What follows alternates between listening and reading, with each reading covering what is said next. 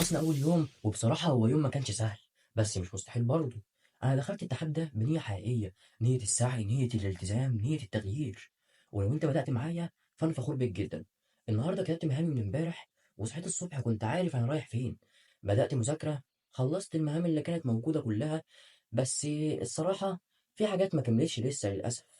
بس مش هكدب عليكم، في حاجات خدت وقت أكتر من المتوقع، وفي حاجات لسه هتخلص. يعني وأنا بسجل الفيديو لسه فاضل لي حفظ القرآن. بس الأهم إني رجعت في الآخر وقعدت مع نفسي وشفت إيه اللي حصل غلط، وسألت نفسي ليه وإزاي وإيه الحل.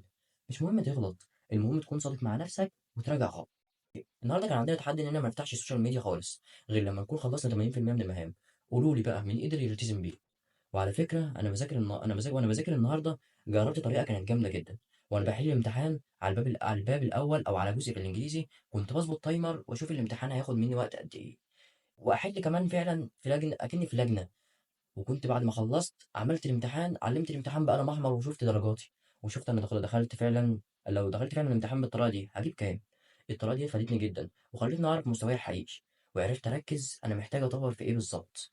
انا حاسس ان التحدي ده هيغير فيا حاجات كتير، مش بس في ناحيه المذاكره وكده، من ناحيه التفكير كمان. واصلا انا بحط لنفسي تحديات تانية بعيد عن المذاكره خالص. ولو انت معايا في التحدي ومشيت اليوم كله، حتى لو ما خلصتش كل المهام، اكتب لي تحت خلصت قد ايه وايه كانت اصعب حاجه في اليوم.